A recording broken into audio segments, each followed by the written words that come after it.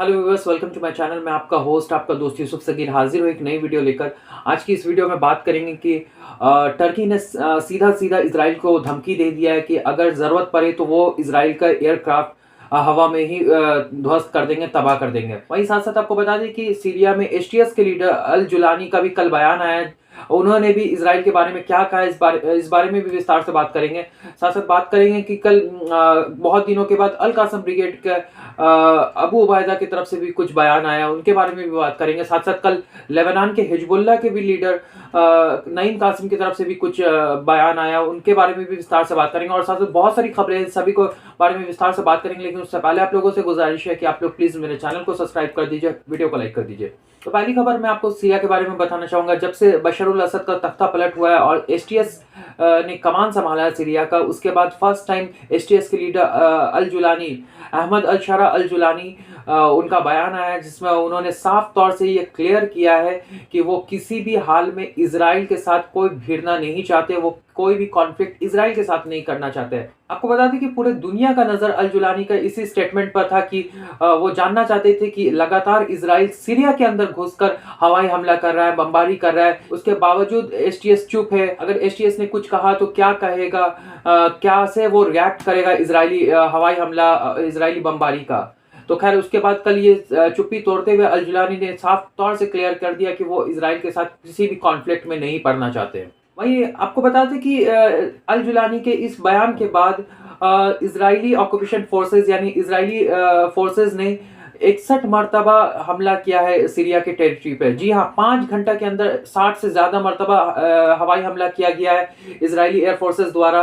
और पूरा सीरिया में माना जा रहा है कि सीरिया में जानबूझकर इजरायली फोर्सेस द्वारा वहाँ का जो रोड है, इंफ्रास्ट्रक्चर है और वाटर सप्लाई, जो वाटर नेटवर्क सप्लाई है, उस नेटवर्क को पूरा तबाह करने का कोशिश जानबूझ के इजरायली फोर्सेस द्वारा किया जा रहा है। वही आपको बता दूं कि सीरिया में एक तरफ इजराइल हमला कर रहा है और दूसरी तरफ टर्की भी अपना आर्मी भेजकर सीरिया में लगातार हमला करवा रही है। मैं आपको बता दूं कि पिछले वीडियो में मैंने कहा था कि एर्दोगान का बयान आया था जिसमें उन्होंने साफ तौर से क्लियर किया था कि बहुत सारे सीरिया का जो शहर है उसे वो अपने टर्की के अंदर कब्जा कर लेना चाहते हैं।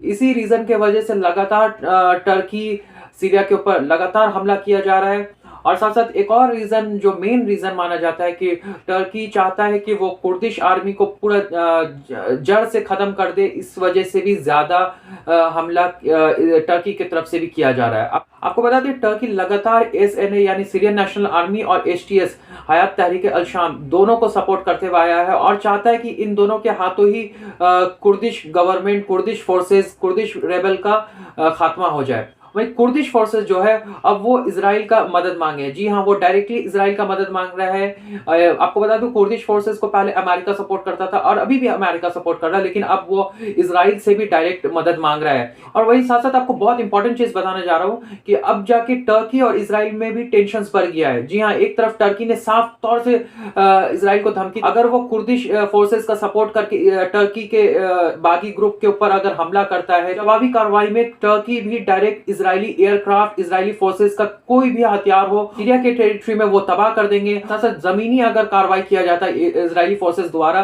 तो उसका भी वो सीरिया के जमीन पे ही मुंह तोड़ जवाब देंगे और उसे पूरा तबाह कर देंगे। ये बड़ा धमकी माना जा रहा है क्योंकि अब टर्की जो है वो एक तरह से अब मुस्लिम कंट्रीज सबका, अरब कंट्रीज का एक तरह से वो खलीफा बनना चाह रहा है। इसके वजह से वो डायरेक्टली अब इसराइल को अपने फायदा के लिए वो धमकी दी है। वहीं साथ साथ एक और बहुत बड़ा खबर आ रहा है कि सीरिया के तख्ता पलट के बाद अब जॉर्डन के ऊपर भी खतरा मंडरा रहा है। जी हाँ, आपको बता दें कि इजराइल के शीन बेत के ऑफिसर, जो टॉप रैंक के ऑफिसर है यानी पुलिस ऑफिसर्स, और इजरायली जो आर्मी चीफ है, वो दोनों अभी जॉर्डन के दौरा पे गए हैं, वहां पे हालात का मुआयना कर रहे हैं क्योंकि जॉर्डन ने उन्हें इन्वाइट किया है।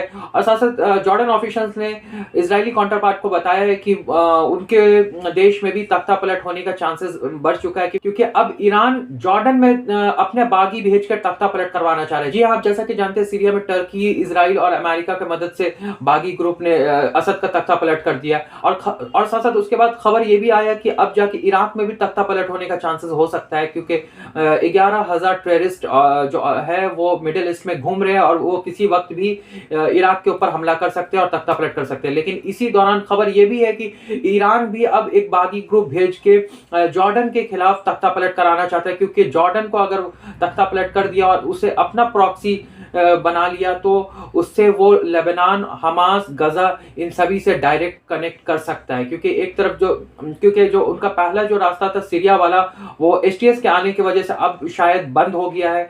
अब वो मदद लेबनान की तरफ नहीं कर पाएगा और गजा फलस्तीन को मदद नहीं कर पाएगा। इसके वजह से अब जॉर्डन को तख्ता पलट करके डायरेक्ट रास्ता बनाना चाहते हैं लेबनान तक का। वहीं अगली खबर आपको गाजा, फलस्तीन, वेस्ट बैंक की तरफ से बताना चाहूंगा कि वेस्ट बैंक में हालत बहुत ज्यादा खराब हो चुका है। एक तरफ फलस्तीनी अथॉरिटी यानी फलस्तीनी मिलिट्री और दूसरी तरफ फलस्तीनी लड़ाके, दोनों में भीषण जंग चल रहा है। फलस्तीनी मिलिट्री जो कि इजरायली मिलिट्री का साथ देकर जबरन फलस्तीनी लड़ाके को रेड मारकर उनके जो ये फाइटर्स है उनको कब्जा में कर रहे हैं और उसे जानबूझकर किडनैप किया जा रहा है, जेल में डाला जा रहा है और उन लोगों को टॉर्चर किया जा रहा है। जैसे कि मैंने पिछले वीडियो में आपको बताया था, कल एक कमांडर को मार दिया गया था फलस्तीनी मिलिट्री द्वारा, जो कि जेनिन ब्रिगेड का कमांडर था। इस साथ साथ अभी खबर आ रही है कि वही जो आम जनता है फलस्तीन, गाजा, वेस्ट बैंक के, वो सभी इकट्ठा होकर फलस्तीनी मिलिट्री के खिलाफ प्रदर्शन कर रहे हैं। फलस्तीनी लड़ाके के हक के लिए उन लोग वहां पे बीच रास्ते में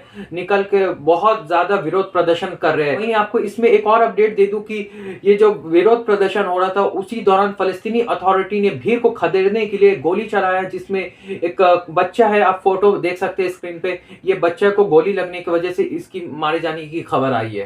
वहीं अगली खबर आपको अल कासम ब्रिगेड की तरफ से बता दूं कि अल कासम ब्रिगेड के लड़ाके ने एक ज़ायनिस्ट सोल्जर यानी इजरायली सोल्जर को जबलिया टाउन के पास गाजा पट्टी में स्नाइप करके मार गिराया है, जहन्नम उसे पहुंचा दिया है। जी हाँ, वही आपको अल कासम की तरफ से एक और अपडेट दे दूं कि अल कासम ब्रिगेड के जो कमांडर है अबू उबैदा, काफी दिनों के बाद उनका एक कल बयान आता है। इजरायली प्राइम मिनिस्टर नेतन्याहू और इजरायली आर्मी चीफ हरेलवी दोनों चाहते हैं कि वो जल्द से जल्द जो बंधकों का जो झंझट है उससे वो छुटकारा पाए, इसीलिए लगातार खुद अपने इजरायली सिविलियंस के ऊपर लगातार वो हमला कर रहे हैं। भाई आपको बता दें, कुछ खबर आ रही है कि इजरायली कुछ सिविलियंस जो है जो कि हमास के कैद में है, उनके ऊपर इजरायली फोर्सेस द्वारा ही हमला किया गया है। एक एयर स्ट्राइक करके वहां पे हमला किया गया है, जिसमें कुछ की हताहत होने की खबर आ रही है। वहीं साथ अबू उबैदा ने इस बात का भी जिक्र किया कि हमास के लड़ाके ने ही जो इजरायली प्रिजनर्स है उनका जान बचाया, रेस्क्यू मिशन चलाकर उनमें से एक जो इजरायली प्रिजनर है उसका जान बचाने में वो लोग कामयाब रहे। जी हाँ, वहीं अगली खबर आपको लेबनान के हिजबुल्लाह के चीफ नईम कासिम के बारे में बताना चाहूंगा। कल उन्होंने भी बयान दिया है जिसमें उन्होंने कहा है कि अब जब से सीरिया में तख्ता पलट हो गया उसके बाद अब हिजबुल्लाह जो है लाजमी वो कमज़ोर हो चुका है, क्योंकि उसका जो सप्लाई लिंक था, सप्लाई रास्ता था, ईरान से जो मदद मिलता था, अब वो सप्लाई का रास्ता टूट चुका है। साथ साथ उन्होंने इस बात का भी जिक्र किया है जो कि अभी नया गवर्नमेंट जो आया है एसटीएस, उसके बारे में वो कुछ अभी जज नहीं कर सकती, शायद वो हिजबुल्लाह का मदद करे या ना भी करे, इसीलिए वो अभी चुप बैठे हुए और जो हालात चल रहा है उसका बहुत करीबी से मुआयना कर रहे हैं। और उन्होंने अपने बयान में इस बात का भी जिक्र किया कि अगर हिजबुल्लाह द्वारा इजराइल के ऊपर हमला नहीं किया जाता तो आज शायद इजराइल बेरूत पर भी अपना कब्जा बना लेता।